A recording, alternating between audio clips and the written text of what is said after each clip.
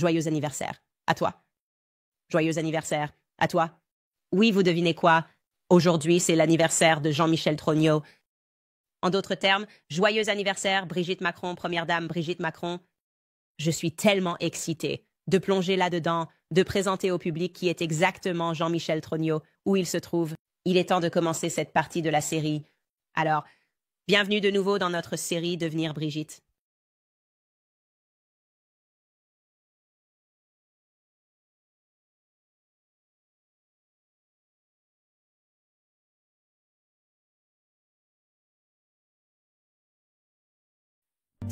D'accord, donc quelques points à récapituler. J'étais tellement frustrée à la fin du dernier épisode, parce que tant d'entre vous avaient commenté, Candace, il est temps que tu crées un arbre généalogique. Et nous avions déjà créé un arbre généalogique. Nous étions tellement occupés que j'ai oublié de te le montrer, évidemment, dans l'émission. Donc j'ai complètement raté le coche, là. Je m'excuse, bien sûr, quand nous faisons ce genre de série, comme la série sur Kamala. Et maintenant, en regardant cette série sur Brigitte, il y a tellement de noms que cela devient confus. Et c'est bien de ralentir un peu et de pouvoir visualiser qui et quoi exactement nous parlons. Alors, faisons un peu marche arrière et commençons par là. Je vous montre maintenant l'arbre généalogique de la famille Emmanuel Macron. D'accord. On dit prétendument ici parce que j'ai plein de questions au fur et à mesure que nous approfondissons l'histoire, mais ses parents, Jean-Michel, Macron, puis il y a Francis Nog. Évidemment, nous avons beaucoup parlé la semaine dernière, en particulier de Germaine, qu'il appelle affectueusement Manette, n'est-ce pas?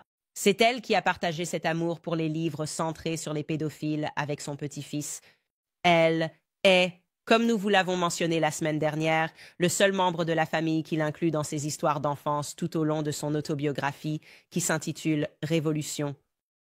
Je voulais donc dépasser cela, je voulais parler de révolution, comprendre que c'est en fait le graphique de Macron. Et puis, bien sûr, comme je l'ai dit, sa mère, ce que nous avons décrit.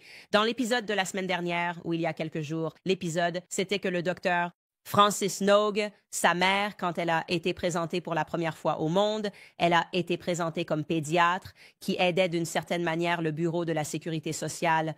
Et ensuite, nous avons eu cette énorme révélation dans le dernier épisode où nous avons appris, je rigole, grâce au travail de la sécurité sociale, j'ai oublié de mentionner qu'elle aide les personnes transgenres et intersexes à obtenir de nouvelles identités.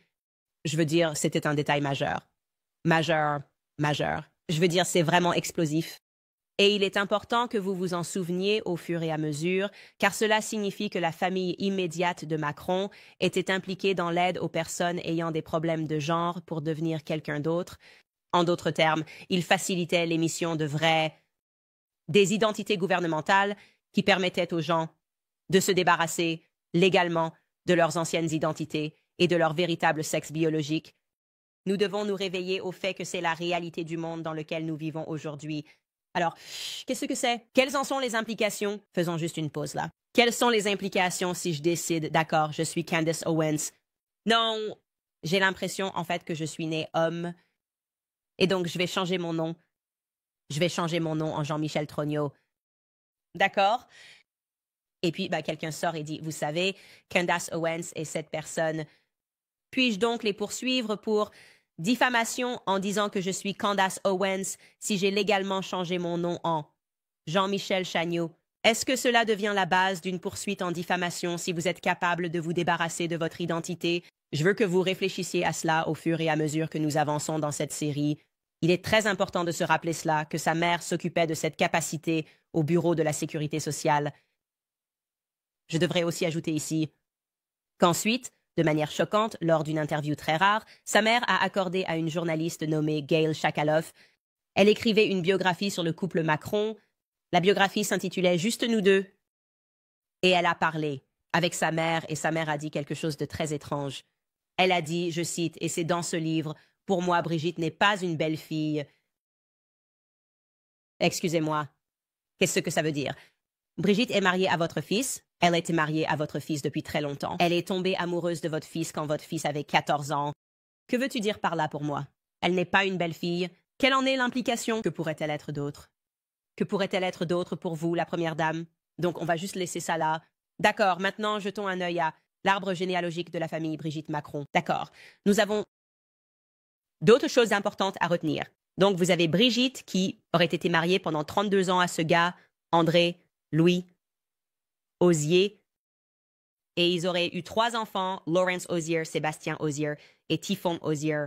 Il est maintenant important de se rappeler, ce dont nous avons parlé dans l'épisode précédent, que la première dame a tendance à se tromper régulièrement dans ses interviews. Par exemple, elle se trompe sur la date du décès de sa sœur, Mary Vaughan. Elle s'est complètement trompée sur la date du décès de sa prétendue nièce.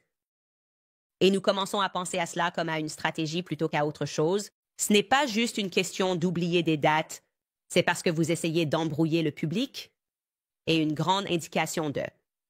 Cela était Typhon, sa fille, qui a mal donné à la fois la date et la manière de l'enterrement de son père à Paris.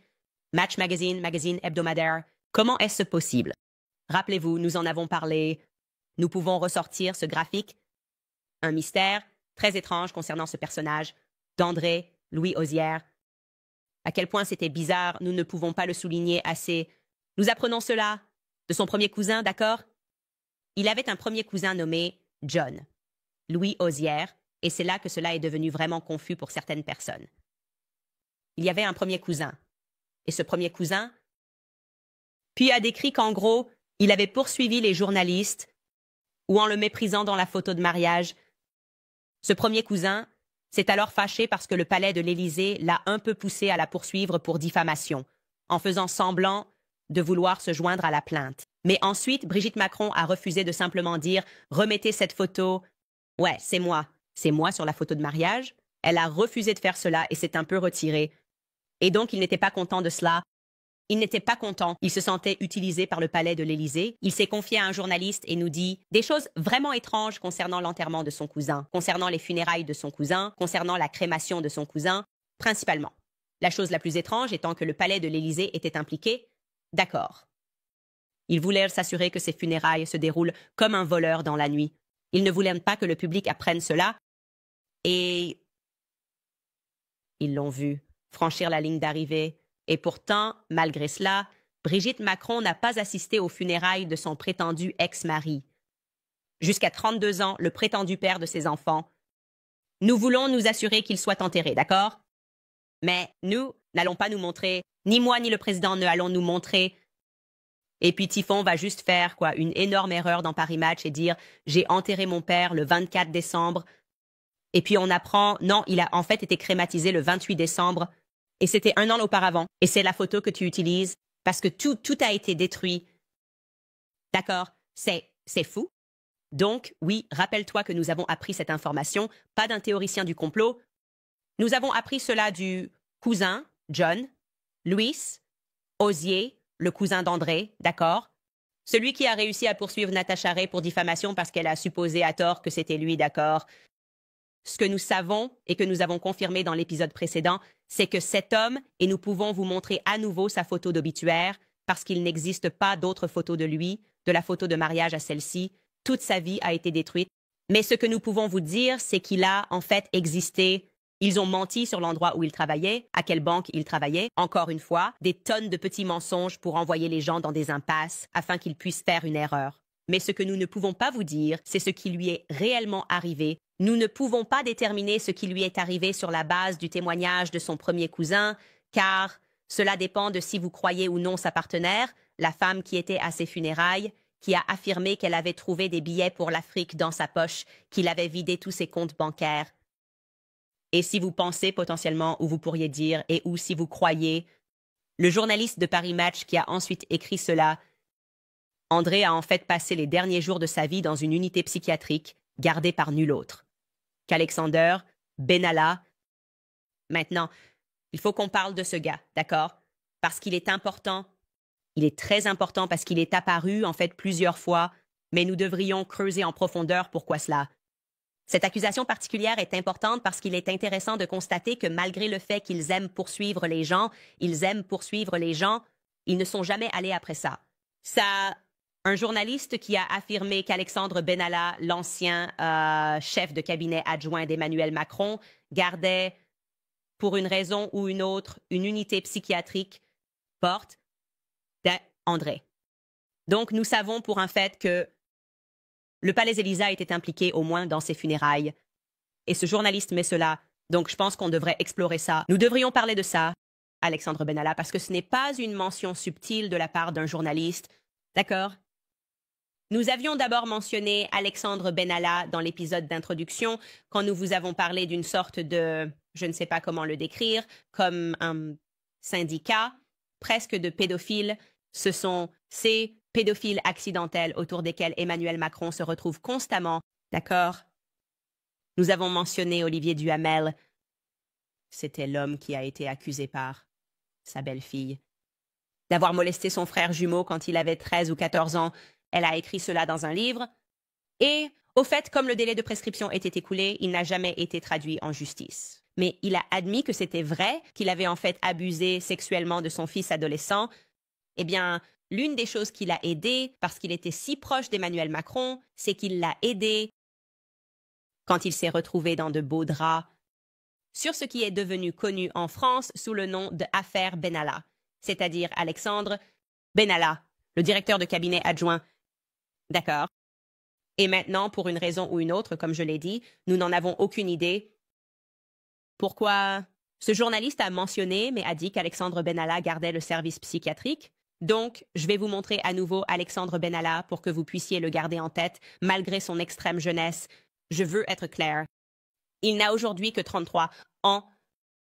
Il a un CV professionnel plutôt remarquable. D'accord. Quand Emmanuel Macron se présentait à la présidence, Alexandre Benalla n'avait que 25 ans et il a servi le candidat en tant qu'agent de sécurité. Il était le responsable de sa sécurité, d'accord? Une fois qu'Emmanuel Macron a été élu, il a ensuite nommé Alexandre Benalla son directeur de cabinet adjoint, d'accord? Une position énorme.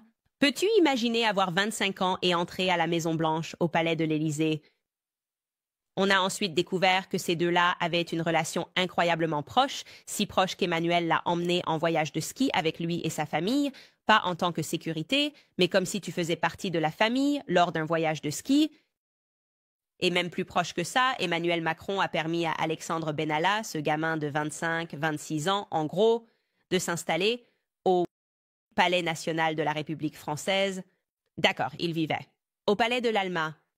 C'est choquant. Il avait un logement ici. D'accord.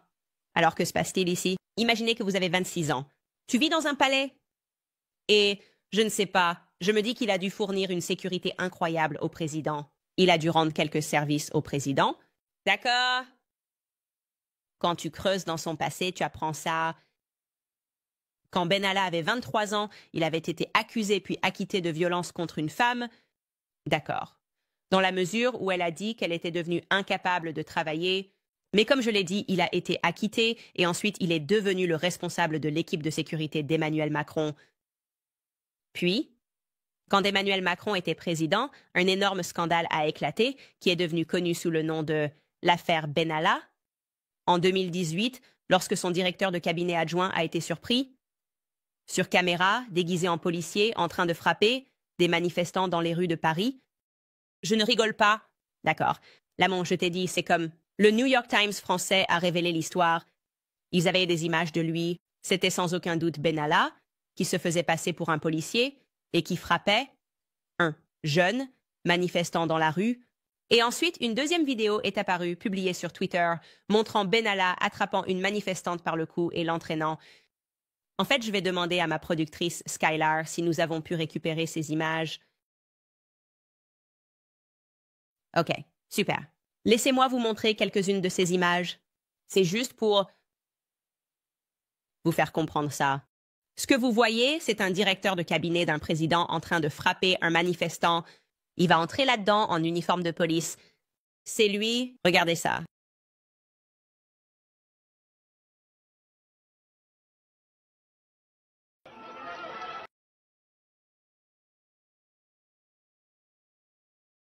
C'est juste des choses totalement normales pour un directeur de cabinet. Non, c'est juste ce que fait le directeur de cabinet de tout le monde à travers le monde. Il a ensuite été découvert que, alors que les gens commençaient à enquêter de plus en plus sur l'affaire, 3 policiers lui avaient fourni davantage d'images de surveillance. Alexandre Benalla, il lui fournissait des images de surveillance qui n'avaient pas encore été rendues publiques, lui permettant essentiellement de préparer sa défense, ce qui nous indique que, d'accord, ils ont des liens avec les policiers. Clairement, sinon, il n'aurait pas reçu l'uniforme à porter alors qu'il prétendait être un policier ce jour-là. À l'époque de cette attaque, le président Macron était en Australie. Il semblait incroyablement réticent à se séparer de son chef adjoint ou à parler de l'affaire de quelque manière que ce soit publiquement. En gros, c'est pourquoi, je suppose, il a appelé son ami faisable. « Que devrais-je faire? Que veux-tu dire? Que devrais-tu faire? Votre chef de cabinet vient d'être surpris en train de frapper des manifestants dans la rue. Pourquoi n'es-tu pas juste plus choqué par ça? Que veux-tu dire? Que fais-tu? » Et il semble qu'Emmanuel Macron ait pu être tellement préoccupé par cela qu'il a essayé d'aider Alexander.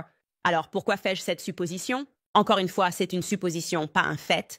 Mais ce qui est un fait, c'est qu'Alexander Benalla, lorsqu'il a été interviewé au sujet du scandale, non, personne d'autre que Mimi Marchand était dans la pièce pour l'assister, parlant à la presse. Mimi Marchand, oui. La papesse des célébrités de la presse qui pouvaient obtenir n'importe quoi dans la presse, faire retirer n'importe quoi de la presse, une femme, qui pouvait faire en sorte que la presse couvre des accusations de pédophilie pour ses amis. D'accord. Finalement, alors que le scandale a complètement englouti le palais de l'Élysée, ils ont effectivement dû se résoudre à renvoyer Benalla. Sur le papier, au moins, je veux être claire sur le papier, il a été libéré parce qu'un autre scandale a ensuite émergé. On découvrirait plus tard que, quelques mois plus tard, ils se sont rendus compte qu'ils n'avaient en fait pas retiré ses passeports diplomatiques et malgré le fait d'avoir apparemment été renvoyé plusieurs mois plus tard, il a utilisé ses passeports diplomatiques pour voyager et rencontrer des dirigeants africains, y compris le président du Tchad, un gars nommé Idriss Déby. Maintenant, pour les gens qui regardent ça depuis l'Afrique, vous regardez ce gars en vous demandant « N'est-ce pas qu'il est mort quelques années plus tard ?» Dans un de ces scénarios stéréotypés de western où soudainement un groupe de rebelles se soulève. Ouais. Donne-moi une situation à la Muammar Kadhafi où les rebelles sont tellement mécontents qu'ils ont tué le président. Ouais, c'est ce qui est arrivé à ce gars au Tchad. Ouais. Donc, c'était naturel et les gens étaient vraiment mécontents dans les rues et l'Occident n'était pas impliqué. Néanmoins, Alexander Benalla rencontrait ce gars avec des passeports diplomatiques après avoir été renvoyé. Donc, c'était une deuxième partie du scandale. Il est alors apparu que pendant qu'il travaillait pour Macron, Alexander Benalla, ce roi, de 26 ans vivant au palais, avait en fait contracté des liens financiers avec deux oligarques russes qui étaient censés être membres de la mafia russe. Oups!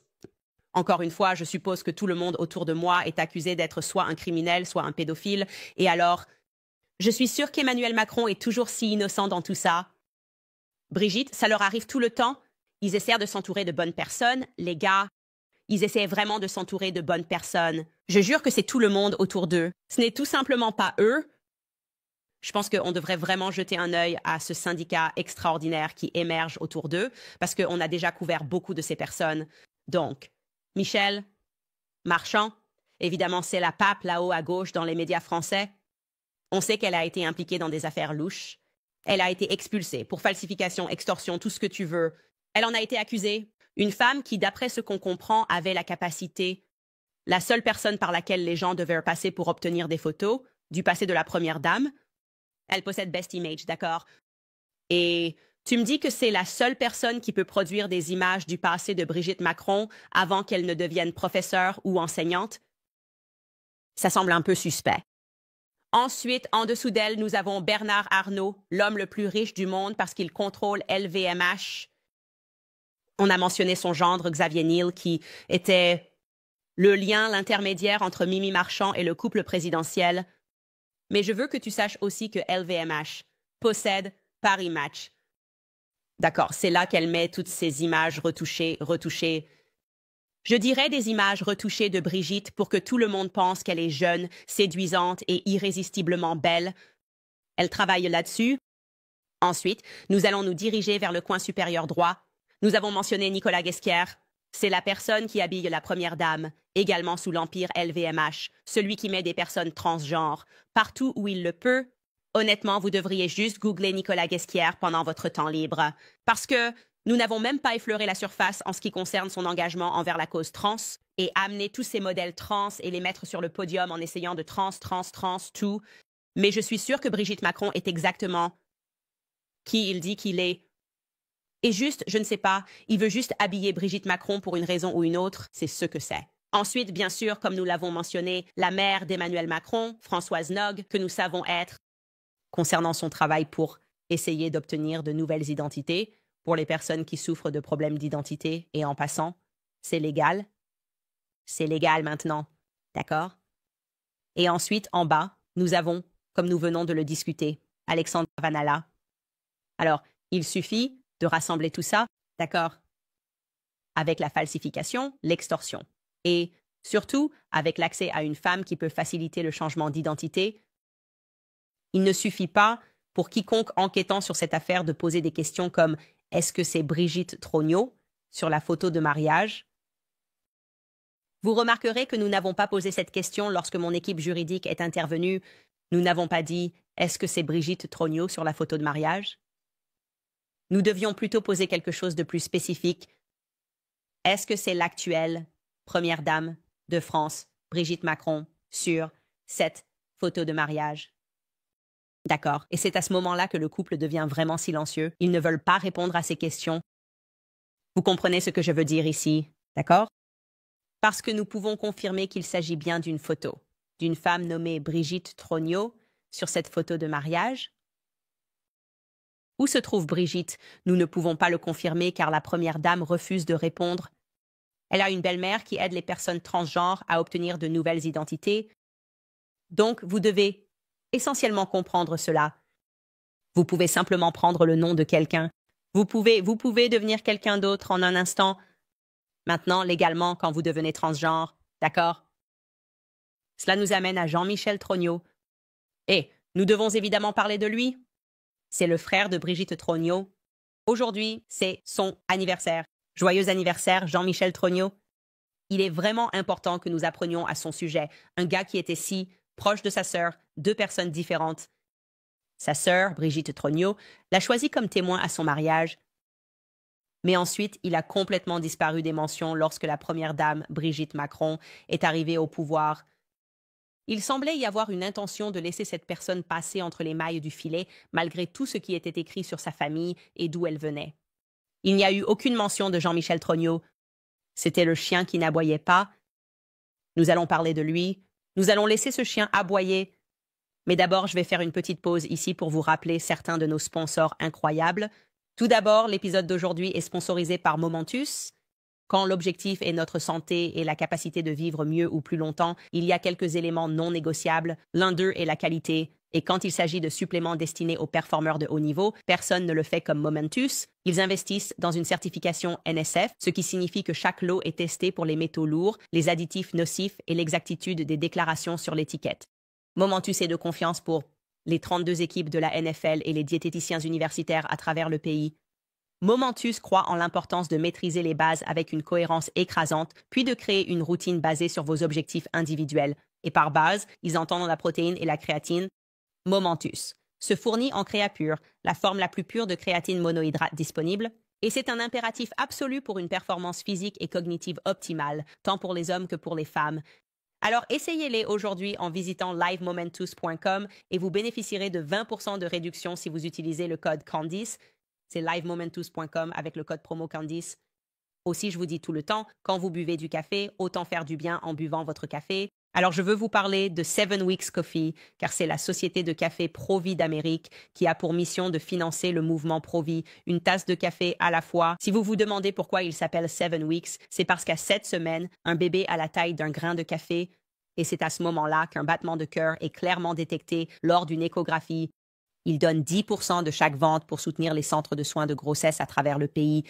Ils ont récolté plus de 750 000 $ pour ces centres et ont sauvé des milliers de vies. Maintenant, je peux vous dire que le café est fantastique. Il est sans moisissure, sans pesticides, cultivé à l'ombre, à faible acidité et cultivé de manière biologique. Donc, il coche toutes les cases. Et en ce moment, lorsque vous vous abonnez à 7 Weeks Coffee, vous recevrez un pack de 2 de leurs nouveaux sachets de café à portions individuelles pour emporter votre café partout où la vie vous mène. Donc, que vous voyagiez, exploriez, vous pouvez facilement profiter d'une tasse de café riche et savoureuse en ajoutant de l'eau chaude. Laissez le sachet à emporter infusé pendant quelques minutes. Alors, allez sur 7weekscoffee.com et économisez 15% à vie lorsque vous vous abonnez. Et si vous utilisez le code Candice, vous obtenez 10% de réduction sur votre première commande, 25% au total. Visitez10weekscoffee.com et utilisez le code Candice en commandant aujourd'hui. D'accord, parlons. De Jean-Michel Trognot. Cela fait le buzz en France. C'est explosif. Tout le monde sait qu'il se passe quelque chose ici, mais le monde anglophone n'a pas compris ce qui se passait.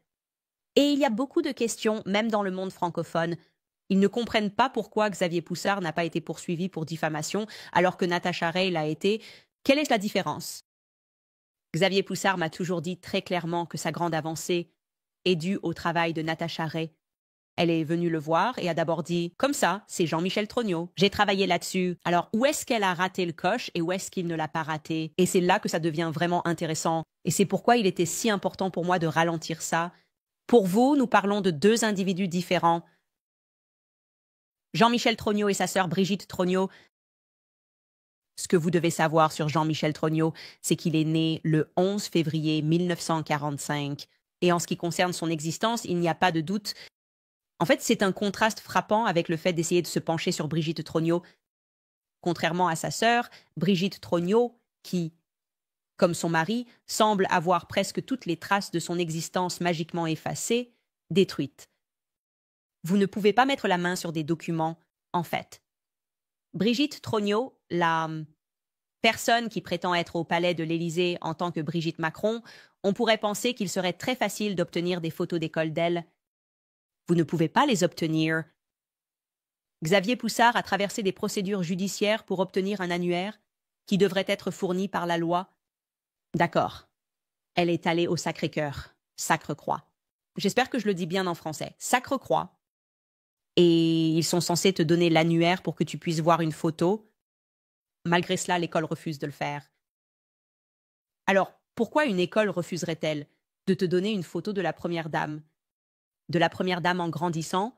Pourquoi ne pouvons-nous pas voir des photos de la première dame dans les annuaires qui existent?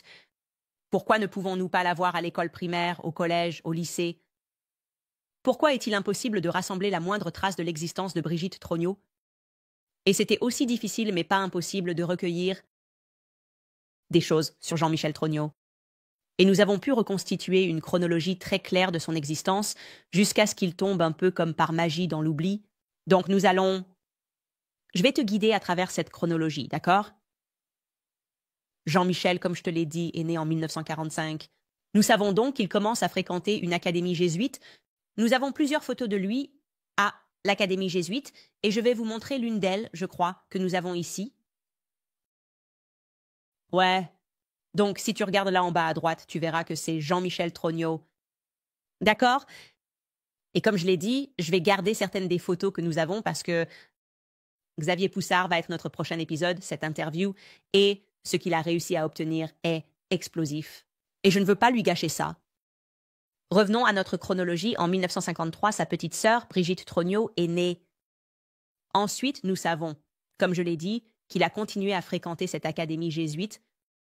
Ensuite, nous avons cette célèbre photo de famille de 1944, qui est la meilleure image publiée pour le réalisateur du documentaire, qui avait l'impression qu'elle était, pour une raison ou une autre, en train d'être interrogée par le palais de l'Élysée. Ce serait la traiter comme si elle était sous interrogation. Elle a réussi à mettre la main sur cette photo de famille. De 1955 à 1956, il est de retour à l'école. Encore une fois, nous aurons ces photos de classe disponibles pour vous dans l'interview de Xavier lors de notre entretien que nous publierons ensuite. En 1960, la sœur de Brigitte et Jean-Michel Trognot, Marie-Vonne Trognot, meurt dans un accident de voiture avec son mari, Paul Farcy, le 24 février. Leur fille, Natacha, âgée de 5 mois à l'époque, survit et finit par épouser un gars nommé Richard. Et ils ont 2 filles. En 1963, le public reçoit alors une photo de ce qu'on nous dit être la vraie Brigitte Trognot à la communion. Nous remarquons que cela ne ressemble pas à la première dame actuelle, et la première dame actuelle a jusqu'à présent, à ce jour, refusé de répondre à ma question sur le fait de savoir si, non pas si c'est Brigitte Trognot sur la photo, mais si c'est elle sur la photo. Différenciation importante. En 1963, Jean-Michel Trognot vivait à Alger, en Algérie, en février. Donc il avait 18 ans. C'est une chose très inhabituelle, comme m'a dit Xavier, car c'était juste après la sanglante guerre d'indépendance, l'Algérie obtenant son indépendance de la France. Et il dit qu'à cette époque, aucun Français ne se rendait en Algérie à moins d'être communiste, mais nous savons qu'il était là parce qu'il y avait un recensement disponible et nous sommes, soudainement, désireux d'obtenir une photo de lui à cette époque parce que, eh bien, maintenant nous ne parlons pas de photos d'enfance, ce qui semble être la seule chose que Brigitte Macron veut publier. Une très petite quantité, un total de quoi? 3 photos qui ont été publiées. Elle ne veut pas publier de photos plus anciennes, jusqu'à ce que soudainement, Brigitte Macron est professeure, n'est-ce pas? Brigitte Ozière dit « Oh, je suis professeur ». Nous manquons un peu ces années importantes de sa vie, ce qui nous permettrait de voir son visage. Elles évoluent un peu avec le temps, n'est-ce pas? Cette prochaine photo, que je ne vais pas vous montrer parce qu'elle est explosive et qu'il a fallu des années à Xavier Poussard pour l'obtenir, il met la main sur une photo de Jean-Michel Trognot, qui est inscrit à l'école ESTP, une école d'ingénieurs française. Cela devient la dernière photo vérifiée que nous avons dans nos archives. Mais je veux que vous notiez qu'il a 18 ans à ce moment-là. Vous prenez n'importe quelle personne, vous prenez une photo d'eux quand ils ont 18 ans, et il est très difficile de dire que vous vous attendiez à ce que cette personne ait l'air fondamentalement différente, n'est-ce pas? Des décennies plus tard, parce que vous êtes un jeune adulte, n'est-ce pas? En revenant à cette chronologie, nous savons alors que la véritable Brigitte Trognot épouse André-Louis Ozière, devenant ainsi Brigitte Ozière. Nous avons une annonce de mariage, nous avons une photo de mariage, ça s'est vraiment passé, et c'est la photo. Ce à quoi Natacha Ray a fait une erreur malheureuse et tout à fait compréhensible. Et puis, comme je vous l'ai dit, pour une raison quelconque, Jean-Michel disparaît, photographiquement. Il disparaît, et puis cette chose incroyable se produit en 1977, quand les gens ont commencé à réaliser que leur première dame, quelque chose dans cette histoire n'avait pas de sens, quand les gens ont commencé à parler de leurs soupçons qu'ils regardaient un homme ayant fait une transition. Pour de nombreuses raisons, ils ont pu déterrer une interview, d'accord, de 1977. Et c'est un homme qui dit qu'il a fait une transition et qu'il vit en tant que femme nommée Véronique. Maintenant, pour mes auditeurs anglophones, cela va être un peu déroutant pour vous.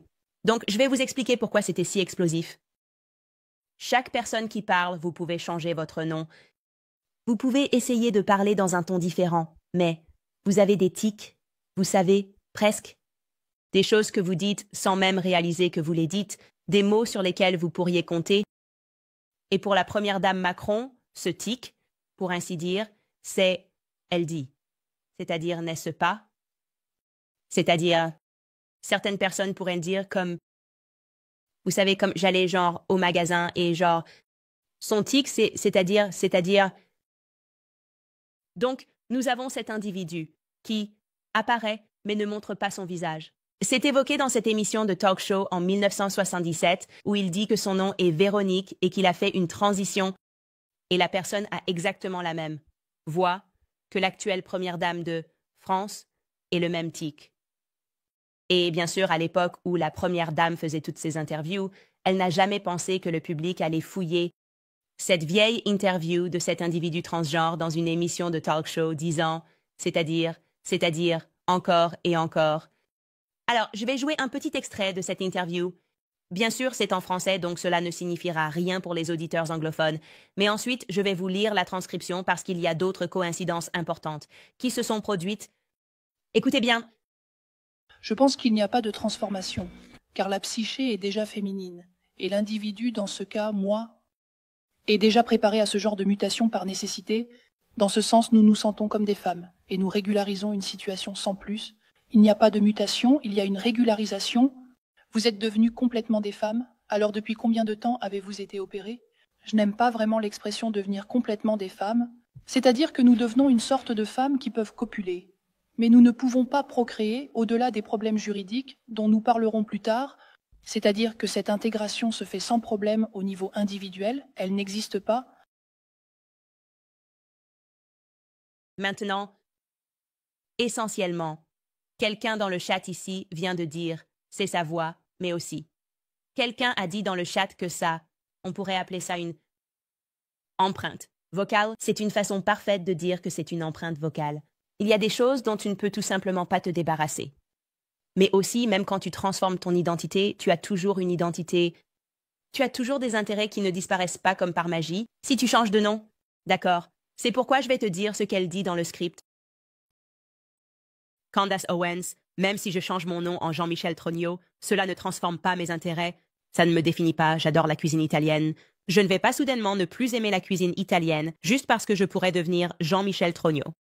Je ne vais pas soudainement perdre tout intérêt pour l'affaire Blake Lively et Ryan Reynolds juste parce que j'ai changé légalement mon nom en Jean-Michel Trogno. Et donc, cette interview a été explosive lorsqu'elle a été publiée à cause des choses que Véronique a dites. Alors je vais vous montrer la transcription en anglais et vous lire ce que cela donne en traduction. Alors l'intervieweur demande. Il dit au public, « Je ne peux garantir que l'authenticité du témoignage de Véronique. Véronique, j'aimerais savoir si, lorsque tu as subi cette opération, qui est celle que tu as eue, c'était un moment difficile pour toi, ou était-ce juste la culmination de quelque chose qui s'était passé avant? » Véronique dit, « Je ne pense pas qu'il y ait une transformation parce que la psyché est déjà féminine, et l'individu, dans ce cas, moi, est déjà préparé à ce genre de mutation par nécessité, dans le sens où nous nous sentons comme des femmes et nous normalisons simplement la situation. Il n'y a pas de transfert. Il y a une normalisation. » L'intervieweur dit, « Donc, tu es complètement une femme. Il y a combien de temps que tu as subi l'opération? » Fait intéressant, elle ne répond pas à cette partie de la question sur quand elle a subi l'opération, mais elle continue et dit, « Je n'aime pas vraiment les mots complètement. Une femme. En d'autres termes, nous devenons une sorte de femme qui peut copuler mais ne peut pas procréer. D'où les problèmes juridiques dont nous parlerons plus tard. En d'autres termes, l'intégration se passe bien. Au niveau individuel, elles n'existent que sur un plan social. D'accord? Donc, déjà, elle commence à parler de ce problème dont nous savons que la mère d'Emmanuel Macron va s'occuper, qui est en gros, d'accord, il y a ces problèmes juridiques avec qui nous nous identifions et qui nous savons que nous sommes des femmes. D'accord? Mais nous avons ces obstacles et barrières juridiques, et c'est pourquoi je m'interromps, en racontant mon histoire, parce que nous devons changer cela. Nous devons être capables de changer cela. L'intervieweur dit, « Tu as un emploi que nous n'allons pas révéler ici. Disons simplement que c'est un emploi qui concerne le public. » Véronique répond, « C'est ça, je suis artisan, j'ai un contact régulier avec le public, je suis en contact étroit avec les clients, je n'ai pas de problème. J'avais l'habitude de le faire parce que j'avais un genre phénotypique, ce qui signifie une apparence ambiguë. Ils m'ont pris pour ce que je n'étais pas, un homosexuel, ce qui n'était pas le cas, ni dans mon comportement, ni dans ma façon de penser. Mais malheureusement, cette image a entraîné une non-intégration. C'est partiellement coupé ici pour moi, mais ça dit non-intégration. Et en fait,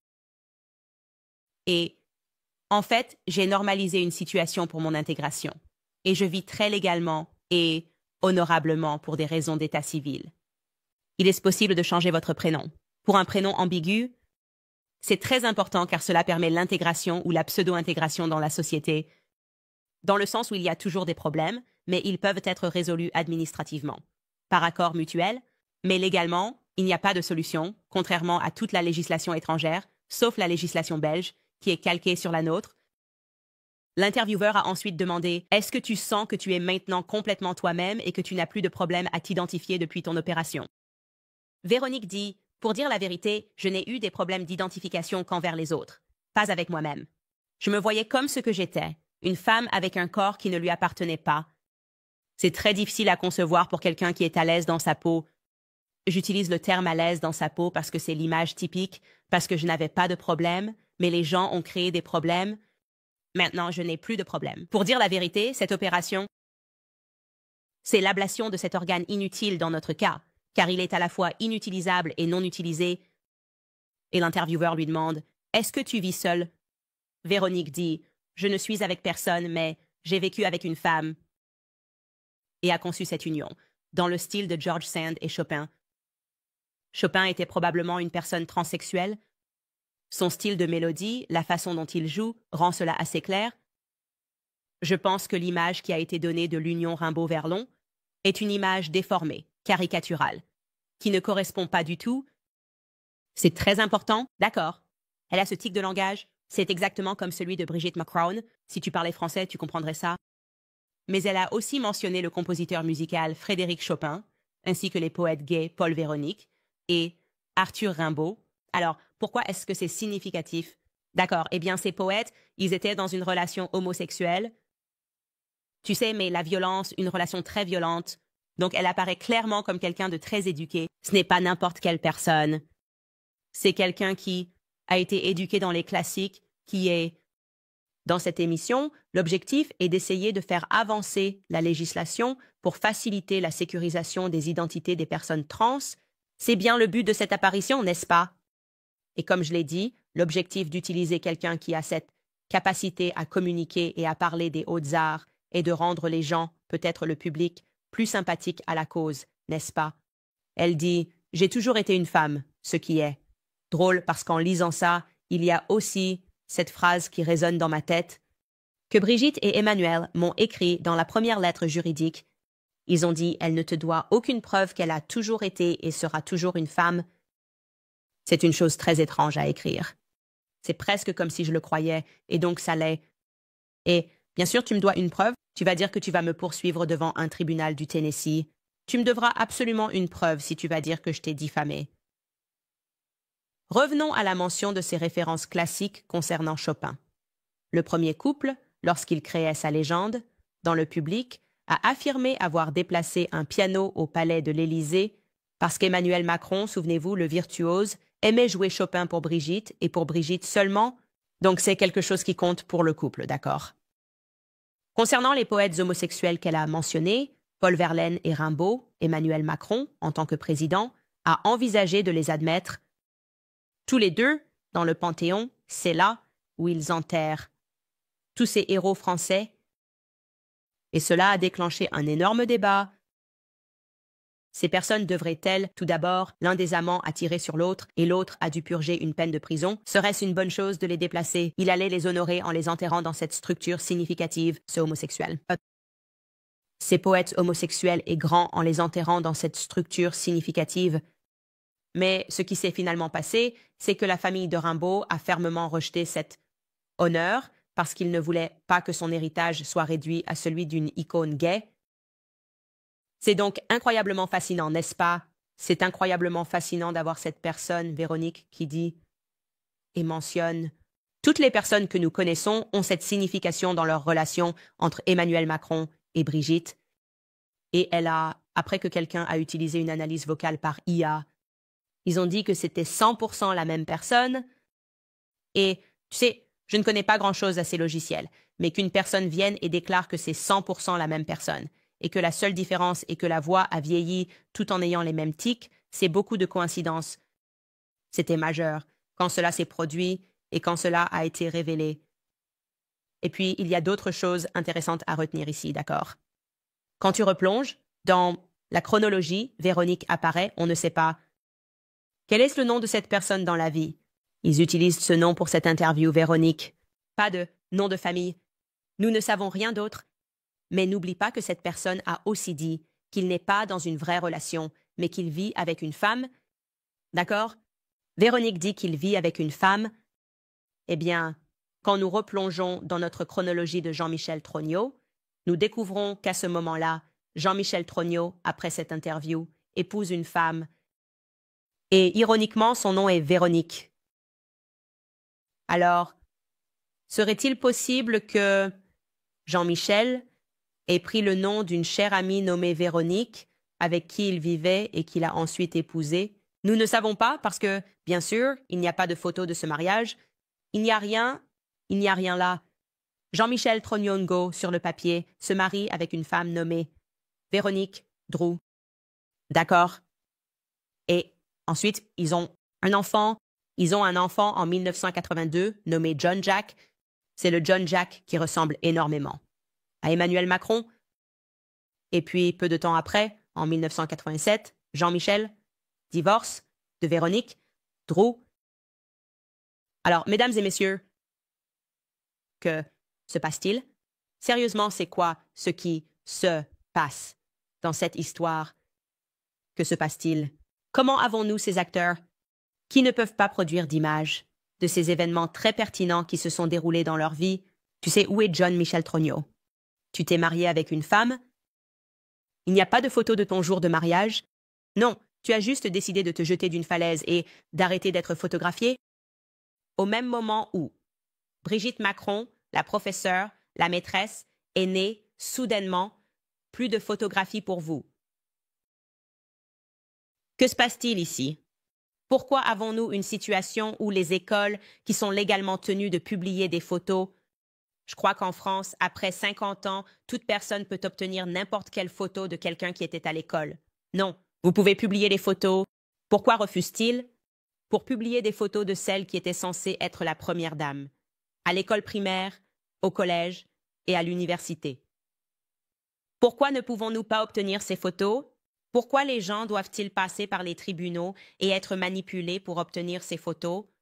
Si c'est vraiment toi, Brigitte Macron, et que tu n'as pas pris l'identité de ta sœur, si c'est vraiment toi, pourquoi as-tu du mal à répondre à des questions basiques?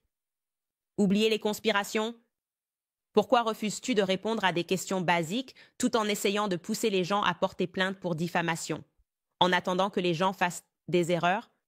Pourquoi ne pas simplement clarifier « es-tu la même personne » sur cette photo de mariage? Es-tu Brigitte Trugnot? Quelle question plus basique aurais-je pu te poser plutôt que « as-tu, Brigitte Macron, donné naissance physiquement à 3 enfants » D'accord? Ne laissez pas les gens, les médias, vous manipuler en vous faisant croire que vous demandez quelque chose qui est juste une telle invasion de la vie privée. C'est complètement fou. D'accord. Nous sommes au-delà de la folie. Quand nous parlons de questions aussi basiques, cela aurait pu mettre fin à tout ça depuis longtemps. Et nous en sommes à peu près à 8 ans avec eux. Au lieu de cela, ils préfèrent essayer légalement de berner les gens, de les effrayer, de les intimider, envoyer des voyous potentiellement, d'accord? Et quand nous regardons cette nébuleuse, quand nous regardons l'entourage et le casting de soutien d'Emmanuel Macron et de Brigitte Macron, te sens-tu à l'aise avec ce qui se passe ici? Est-ce que c'est tous les jours que tu as besoin de quelqu'un qui falsifie des documents autour de toi? Apparemment, Mimi Marchand, elle est encore en procès. En ce moment, quelqu'un qui a été largement impliqué dans l'extorsion, qui fait face à un procès en ce moment pour extorsion. Est-ce normal d'avoir ce genre de membres de gang autour de toi? Les gens qui peut contrôler les images, qui peut éditer des images et les mettre dans la presse? Allons-nous accepter, en tant que public, que ce soit complètement normal qu'ils continuent à atterrir dans ces scandales de pédophilie? Ou allons-nous reconnaître qu'il se passe quelque chose de très sinistre, qu'Emmanuel Macron et Brigitte Macron ne se présentent pas comme ce qu'ils disent être, comme qui ils disent être? Je crois qu'ils ont été préparés pour ce poste. Je crois surtout qu'Emmanuel Macron, sans aucun doute, a été préparé par Brigitte. Il n'y a pas de doute là-dessus. La seule question qui reste est « Qui diable est Brigitte Macron ?» Et la réponse évidente pour moi, et après avoir vu ces photos, que tu vas voir une en particulier. De quand Jean-Michel Trugnot avait 18 ans, tu vas tomber à la renverse, comme je l'ai fait quand je l'ai vu. C'est complètement fou. C'est complètement fou. Et, heureusement pour le travail de Xavier Poussard, la seule chose qui l'a aidé à ne pas faire d'erreur, c'est qu'il utilisait un programme d'IA que le Forum économique mondial a évalué, le logiciel de détection faciale numéro 1, qui lui a permis d'éviter de faire des erreurs. C'est le même programme qui est utilisé par la Chine, n'est-ce pas? Évidemment, tu sais, ils ont en Chine le système de crédit social. Et il faut pouvoir distinguer chaque visage, n'est-ce pas? Des visages très similaires, ils doivent pouvoir les distinguer. Et cela a été classé comme le logiciel numéro 1. Pour pouvoir faire ça, et donc quand il pensait à quelque chose, il lançait le logiciel. Comme avec la photo de mariage, il a lancé le logiciel et il a dit « Je sais que ce gars ressemble à ce gars, mais le pourcentage sur ce logiciel indique que le cousin et l'homme sont 2 personnes différentes. » Donc il n'a pas suivi cette théorie, il ne s'est pas juste fié à son instinct. Il était également aidé par un logiciel qui lui donnait des réponses avant même qu'il sache vraiment ce que les réponses étaient. Nous en parlerons davantage quand je m'assoirai avec lui, mais sache que le logiciel qu'il utilise a la bénédiction du Forum économique mondial. Je pense que nous avons tous compris. Ce forum est plutôt maléfique. Et ils veulent que nous puissions tous être identifiés. Et le logiciel, je l'ai testé moi-même pour y croire, c'est incroyable. Je veux dire, tu peux prendre une femme quand elle a 6 ans, elle aurait pu avoir 20 opérations sur son visage pour le transformer et ça continuera encore. C'est sa chance de 80. Je n'ai jamais rien vu de tel. Ça me terrifie un peu pour notre avenir, ça me terrifie en général à propos de l'IA. Mais pour les besoins de son enquête, ça lui a vraiment permis de trier les choses. Et lui, il n'y a aucun doute, en voyant cette technologie, dans mon esprit, la seule question que j'ai est: qu'est-il arrivé à sa sœur, Brigitte Trognot? Et tu y arriveras aussi. Comme je l'ai dit, je ne voulais pas nous donner trop de spoilers. Avant l'interview, je pourrais m'asseoir avec lui, mais il y a juste plus. Il y a encore tellement plus à déballer. Le lien avec les Rothschild, les emplois qu'il a obtenus et qu'il ne méritait pas, Emmanuel Macron. Et, comme je l'ai dit, nous aborderons toutes ces choses. Avant de répondre à certaines de vos questions, je veux vous rappeler American Financing, parce que je sais que beaucoup d'Américains ont des soldes de cartes de crédit élevés qui facturent 20% ou plus chaque mois. Il est temps de prendre le contrôle de votre dette. Si vous êtes propriétaire et que vous attendez de savoir comment mettre vos finances en ordre, vous devez appeler mes amis d'American Financing aujourd'hui. Les consultants en prêts hypothécaires d'American Financing, basés sur un salaire, aident les propriétaires, tout comme vous, à tirer parti de l'équité de leur maison pour sortir de dettes à intérêt élevé. Ils font économiser en moyenne 800 $ par mois à leurs clients en faisant cela. Économiser ce genre d'argent chaque mois devrait rendre la décision très facile. Il suffit d'un appel téléphonique de 10 minutes, sans frais et sans engagement, pour découvrir combien vous pourriez économiser. Et si vous commencez aujourd'hui, vous pourriez être en mesure de retarder 2 paiements hypothécaires. Alors appelez American Financing aujourd'hui au 800-795-1210. C'est le 800-795-1210. Ou vous pouvez visiter americanfinancing.net, Coupe Owens. C'est americanfinancing.net/Owens. D'accord, vous tous. Au fait, je vais essayer de trouver un endroit pour afficher tous ces graphiques. Je veux dire, vous pouvez évidemment faire une capture d'écran. Nous sommes tous à l'aise avec Internet. Vous pouvez commencer à travailler ainsi à travers le temps et des choses similaires. Mais j'espère aussi que je pourrai créer un espace presque comme un forum Reddit sur Candace Owens en vous rappelant que nous avons aussi le club de lecture. Nous ferons cela dans 10 minutes. Donc, je vais quitter ça et ensuite je serai sur Candace Owens. Pour ceux d'entre vous qui se sont inscrits au club de lecture, vous savez, notre premier livre qui est pertinent par rapport à l'histoire d'Emmanuel Macron à bien des égards est Chaos, qui déchiffre les meurtres de Charles Macron, la CIA et l'histoire secrète des années 60. C'est très pertinent pour comprendre beaucoup de ces programmes dont nous avons parlé, une sorte de ces opérations secrètes qui se déroulaient en coulisses. Alors, je vais juste prendre 5 minutes ici pour des questions avant qu'on doive partir. Voyons ceux que nous avons. Qui que ce soit qui écrit amour et respect de cette maman du sud de la Géorgie pour vous. Merci beaucoup. D. N. écrit Candace Owens, jamais fan jusqu'à l'USS Liberty épisode. Merci d'avoir donné vie à cette histoire. Les livres d'histoire ne font pas. Je suis un fan. Vous dites la vérité. Merci. Merci beaucoup. Je vous en remercie. Et ouais, ça a été un parcours, mais on doit juste le faire. Déballons ce mal. Et nous devons aussi avoir le courage de reconnaître que ce genre de mal existe. Comme il faut qu'on éclate un peu la bulle, vous savez, sortir du conte de fées et réaliser qu'il y a des faiseurs du monde, sans aucun doute. Et nous devons pouvoir regarder quelqu'un comme Emmanuel Macron et exiger des réponses. Parce qu'à mon avis, il n'est tout simplement pas en contrôle. Tu sais, il n'a jamais été en contrôle de sa vie entière. C'est un petit lâche sans courage. Michel écrit que Dieu te protège et te bénisse. Merci de partager ta foi en Jésus-Christ, notre Seigneur et Sauveur, et la vérité sur les voies malveillantes des abus envers les enfants. Sans aucun doute, c'est un peu la partie la plus effrayante de cette histoire. Il y a tant de personnes puissantes impliquées dans tant de ces scandales. Enfin, Alaska Dog écrit « John Michel partage un anniversaire avec Alex Jones. Aussi aujourd'hui, je parie qu'il apprécie votre couverture sur Macron. » Sans aucun doute, c'est vrai. D'accord, les gars, on doit se déconnecter, comme je l'ai dit, parce qu'on a le club de lecture. Si vous ne vous êtes pas inscrit au club de lecture, vous devriez absolument aller sur candaceowens.com. Et pendant que vous y êtes, pourquoi ne pas prendre mon nouveau livre, Fais-lui un sandwich. On se retrouve, les gars, pour la série sur Brigitte Macron avec l'interview explosive de Xavier Poussard. Les gars, on se voit alors.